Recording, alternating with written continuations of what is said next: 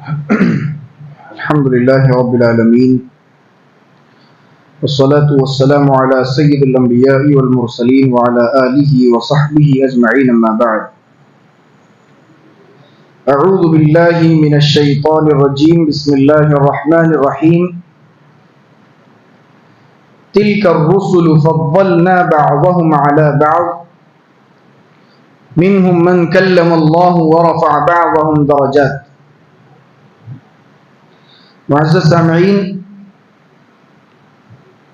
اللہ تبارک و تعالی نے سورہ بقرہ میں تیسرے پارے کی ابتدا کچھ اس طرح کی کہ تلک الرسل فضلنا بعضهم على بعض. اللہ رب العالمین نے اس دنیا میں جتنے رسول بھیجے ان رسولوں میں کسی کو زیادہ فضیلت حاصل ہے اور کسی کو کم فضیلت حاصل ہے. اسی چیز کو بیان کیا کہ تلک الرسل فضلنا بعضهم على بعض، کہ ہم نے رسولوں کو بعض پر بعض کو فضیلت دی، بعض رسولوں کو بعض رسولوں پر فضیلت دی. سارے رسول فضیلت کے اعتبار سے ایک جیسے نہیں ہے. سارے رسول ہیں، اللہ رب العالمین نے ہی سب کو رسالت دی. اس چیز کا ایمان ہے، یقین ہے، یہ ہمیں توکل ہے، لیکن فضیلتوں میں فرق ہے. اللہ تبارک و تعالی نے بیان فرمایا جیسے حضرت آدم علیہ السلام ہیں یا دیگر جتنے بھی نبی اور رسول ہیں، ان سے اگر اللہ کے رسول جناب محمد رسول اللہ صلی اللہ علیہ وسلم کو کمپیر کیا جائے فضیلت کے اعتبار سے، فضیلت کے اعتبار سے، تو سب سے اعلیٰ اور افضل کون ہے؟ جناب محمد رسول اللہ صلی اللہ علیہ وسلم. تو اسی چیز کو بیان کیا. اور اس کے بعد اسی صورت میں اور اسی پارے میں اللہ تبارک و تعالی نے آیت الکرسی کو بھی بیان کیا. آیت الکرسی کی چونکہ بڑی فضیلت ہے، حدیث میں آتا ہے کہ اگر کوئی آدمی آیت الکرسی شام کو پڑھ کر سو جائے تو صبح تک اس کے لیے فرشتے تعینات ہو جاتے ہیں ساری بلاؤں سے اور سارے شرور و فتن سے حفاظت کرنے کے لیے. اور اگر کوئی صبح پڑھ لیتا ہے تو شام تک اس کی حفاظت کرنے کے لیے فرشتے مقرر ہو جاتے ہیں. تو یہ آیت الکرسی کی فضیلت ہے. اس کے بعد اللہ نے فرمایا لا اکراہ فی الدین قد تبین الرشد من الغی. بڑی بہترین بات. سارے مذاہب میں ہمیں جو چیز ممتاز کرتی ہے نا، وہ ایک یہ بھی ہے کہ لا اکراہ فی الدین، اس دین میں کوئی زور زبردستی نہیں. اگر کوئی دوسرے مذہب کا ماننے والا ہے، دوسرے ریلیجن کا ماننے والا ہے، تو ہم یہ زبردستی نہیں کر سکتے سامنے والے کو کہ تم بھی اسلام میں آ جاؤ، یا اسے ڈرا کر دھمکا کر مار پیٹ کر کہے کہ اسلام قبول کرو ورنہ ماریں گے تمہیں. نہیں، لا اکراہ فی الدین، دین کے معاملے میں کسی کو کوئی زبردستی نہیں، کوئی زبردستی نہیں کر سکتا. قد تبین الرشد من الغی، زبردستی نہیں کر سکتا. لیکن اللہ تبارک و تعالی نے ساری انسانیت کو کیا بتایا؟ قد تبین الرشد من الغی، سیدھا راستہ جو ہے وہ ٹیڑھے راستے پر ممتاز ہے. جو سیدھا راستہ ہے وہ خود بخود دکھ جائے گا کہ یہ جو ہے اللہ کا راستہ، یہ بہترین راستہ ہے. اور جو غلط راستہ ہے وہ اپنے آپ آدمی کو سمجھ آ جائے گا کہ وہ راستہ غلط ہے. اگر آدمی دماغ سے سوچے، عقل سے کام لے، تو اسے سمجھ میں آ جائے گا کہ کون سا راستہ صحیح ہے، کون سا دین صحیح ہے، کون سا مذہب صحیح ہے اور کون سا باطل اور غلط ہے. اللہ رب العالمین نے اسی چیز کو بیان فرمایا اور کہا فَمَن يَكْفُرْ بِالطَّاغُوتِ وَيُؤْمِن بِاللَّهِ، اور جو طاغوت کا انکار کر دیتا ہے، یعنی اللہ رب العالمین کے علاوہ دوسرے جتنے معبودان باطلہ ہیں جن کو کافروں نے بنا رکھا ہے، یہودیوں نے بنا رکھا ہے، چاہے وہ لکڑی کے ہوں، پتھر کے ہوں، میٹل کے ہوں، لوہے کے ہوں، کسی بھی قسم کے بت ہوں، اللہ کہہ رہا ہے کہ فَمَن يَكْفُرْ بِالطَّاغُوتِ، اللہ کے علاوہ جتنوں کی عبادت کی جاتی ہے، اگر آدمی ان معبودوں کا انکار کر دے، وَيُؤْمِن بِاللَّهِ، اور اللہ رب العالمین پر ایمان لے آئے، فَقَدِ اسْتَمْسَكَ بِالْعُرْوَةِ الْوُثْقَىٰ، تو گویا اس نے مضبوط رسی کو پکڑ لی، ایک مضبوط کڑے کو اس نے پکڑ لیا، تھام لیا. اور وہ کڑا کیسا ہے؟ لن انفصام لها، وہ کڑا کبھی ٹوٹنے والا نہیں، وہ کڑا کبھی چھوٹنے والا نہیں. اگر آپ اس کڑے کو تھامے ہوئے ہیں تو آپ محفوظ ہیں، اس کڑے کو آپ جہاں چھوڑ دیں گے آپ گمراہ ہو جائیں گے.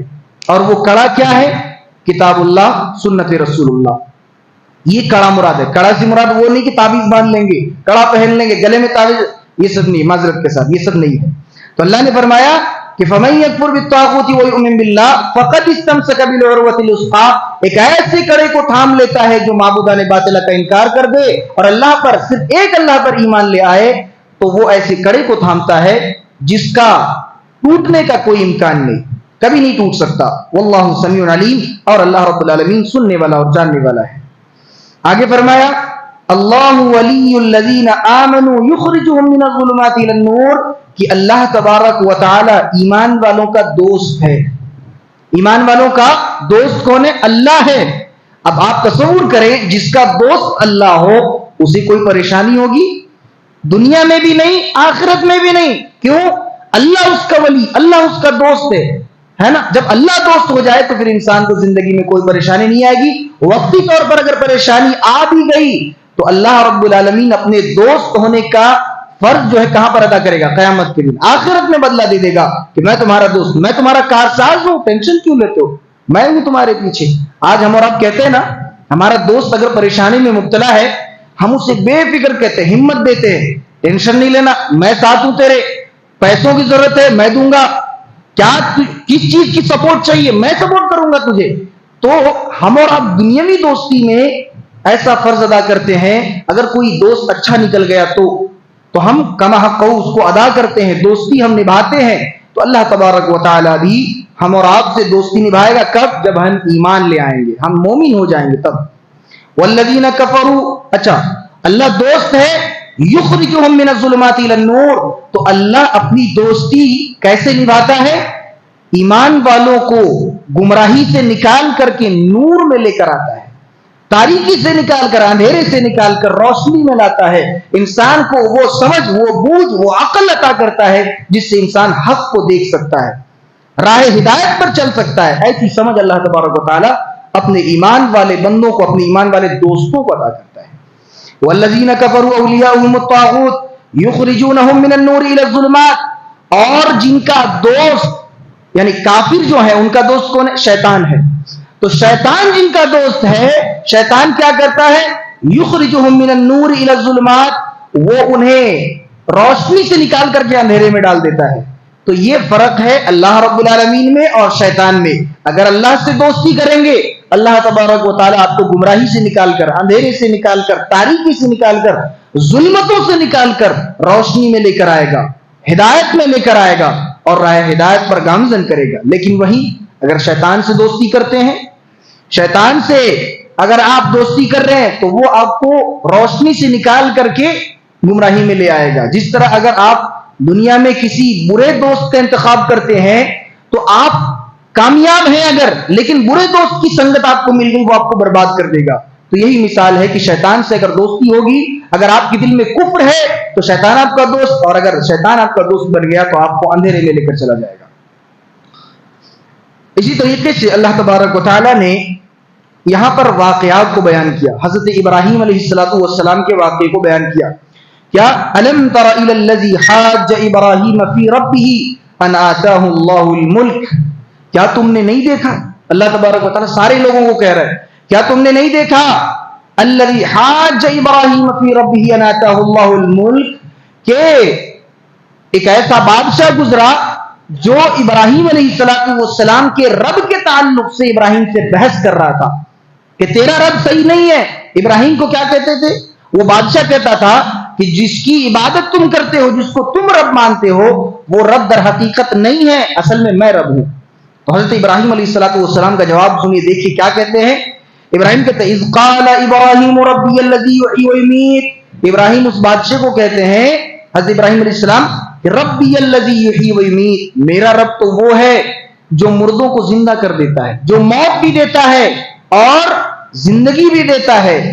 اس بادشاہ نے کیا کہا؟ قال انا احیی وامیت, میں بھی موت دیتا ہوں, میں بھی زندہ کرتا ہوں. کیا بیوقوف ہے, کیسے وہ کیسی موت دیتا اور کیسی زندگی دیتا ہے, ذرا دیکھیے. ایک دو آدمی کو لے کر آیا, ایک آدمی کو اس نے قتل کر دیا, کہا دیکھو میں نے بھی موت دے دی, اور ایک ایسے آدمی کو لے کر آیا جس کو موت کی سزا ہو چکی تھی, تو اس نے اس سزا کو معاف کر دیا اور کہا دیکھو ہم نے اس کو زندگی دے دی. تو عقل دیکھیے بیوقوفی تھی. کہا میں بھی موت دیتا ہوں میں بھی زندگی دیتا ہوں. اس بدبخت کو اتنا فرق نہیں معلوم کہ موت دینا کیا ہوتا ہے زندگی دینی کیا ہوتی ہے. تو اللہ تبارک و تعالیٰ سے اپنا مقابلہ کرنے چلا. اچھا اب ابراہیم علیہ السلام نے اب دوبارہ کہا کیا؟ قال ابراہیم فإن اللہ یأتی بالشمس من المشرق، کہ میرا رب تو وہ ہے جو سورج کو مشرق سے نکالتا ہے. اگر تو رب ہے تو چل مغرب سے سورج کو نکال کر دکھا. میرا رب مشرق سے سورج نکالتا ہے. اگر تو رب ہے تو چل تجھے میں چیلنج کرتا ہوں ثابت کر دے تو سورج کو مغرب سے نکال کر دکھا. فأتی بها فبہت الذی کفر، تو اس بادشاہ کا وہ بادشاہ ہکا بکا رہ گیا اور اس کے پاس اب کوئی جواب نہیں بچا. ظاہر سی بات ہے وہ خود جانتا تھا کہ میں بادشاہ نہیں ہوں، یعنی میں رب نہیں ہوں، جھوٹا دعویٰ کرتا تھا.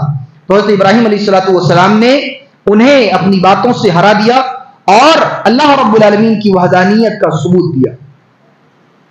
اس کے بعد اللہ تبارک و تعالی نے ایک اور واقعے کو بیان کیا.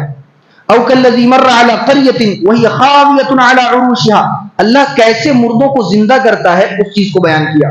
او کالذی مر علی قریۃ وہی خاویۃ علی عروشها، ایک ایسے آدمی کا گزر ایک ایسی بستی سے ہوا جس بستی میں سارے گھر ٹوٹے ہوئے تھے، چھتوں کے پل گرے ہوئے تھے.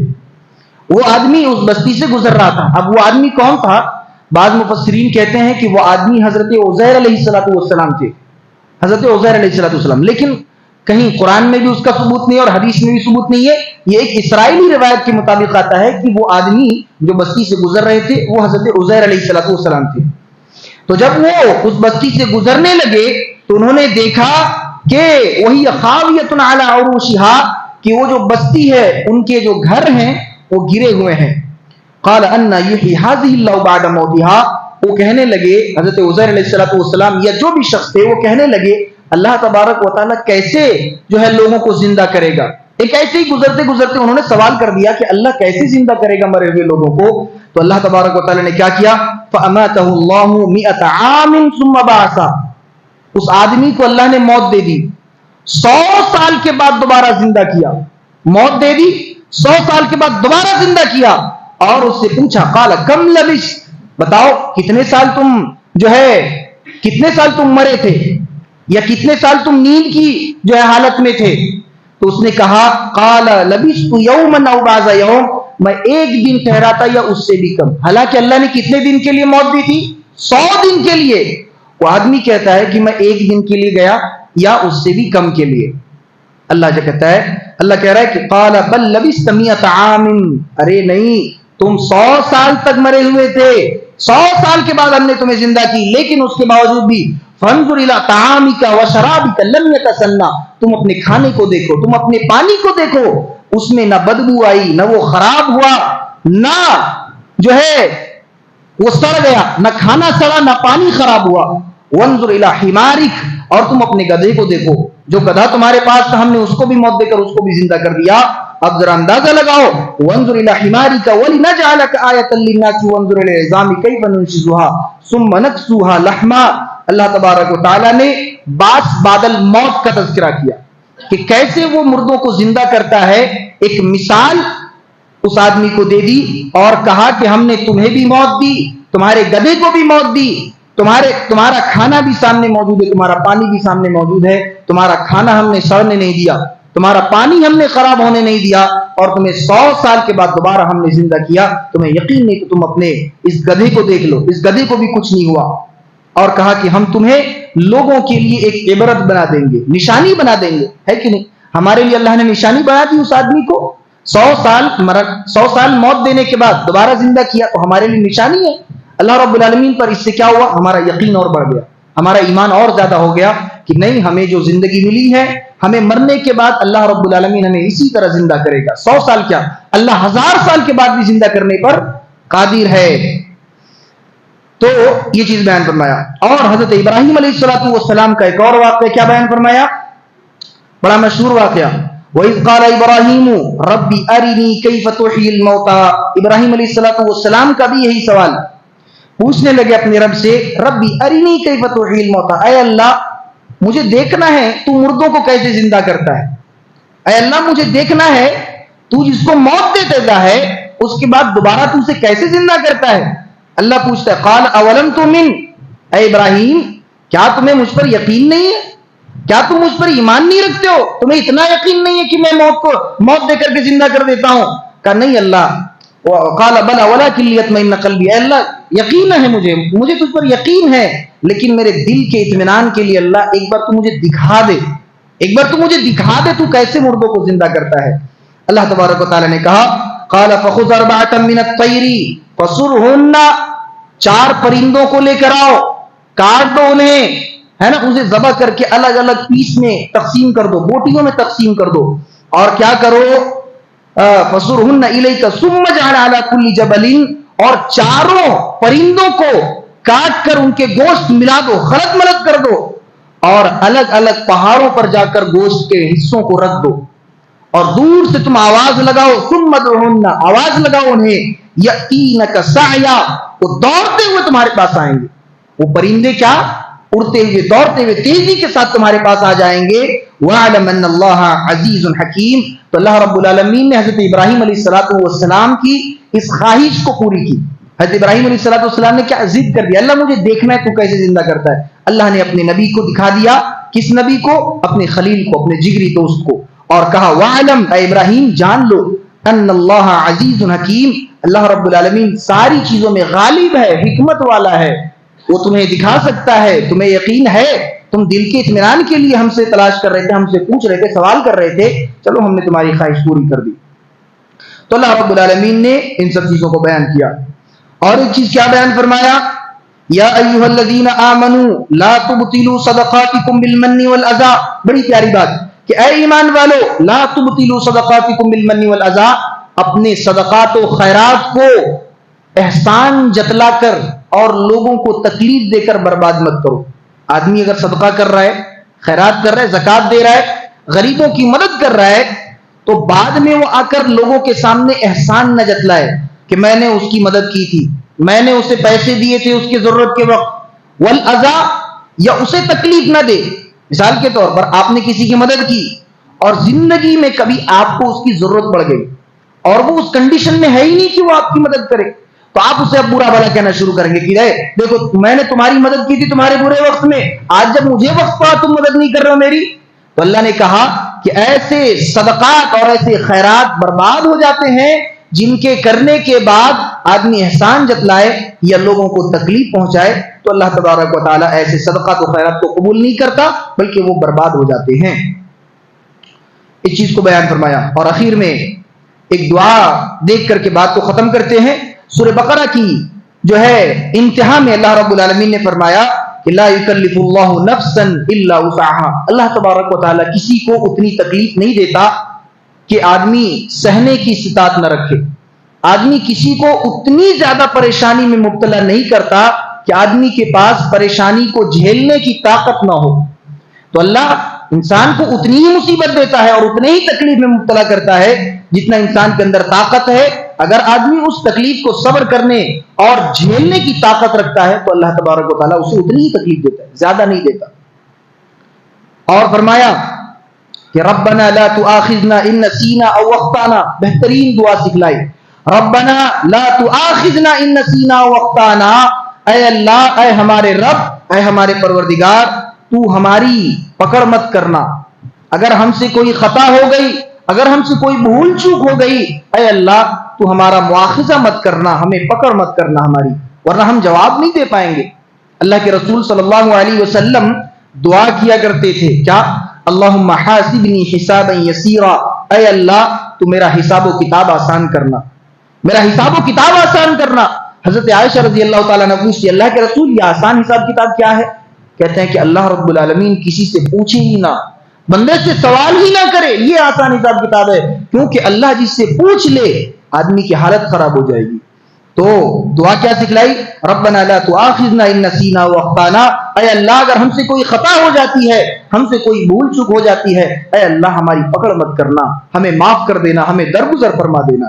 ربنا ولا تحمل علینا اصرا، اور ہمارے اوپر ایسی کوئی مصیبت نہ ڈال دینا جو کما حملتہ علی الذین من قبلنا، کہ ایسی مصیبت کو تو پہلے کے لوگوں میں ڈالتا تھا۔ ہے نا. پہلے کے لوگوں میں جس طرح تو مصیبتیں ڈالتا تھا، اے اللہ ہمارے اوپر ایسی مصیبتیں مت ڈالنا، کیا پتا ہم صبر نہ کر پائے، کیا پتا ہم آزمائش میں کامیاب نہ ہو پائے. ہے کہ نہیں؟ یہ دعائیں کرنی چاہیے ہمیں اور آپ کو. اللہ رب العالمین اگر آزماتا ہے، انسان اگر اس آزمائش میں ناکام ہو جائے تو آپ تصور کریں کہ کیا حشر ہوگا ہمارا.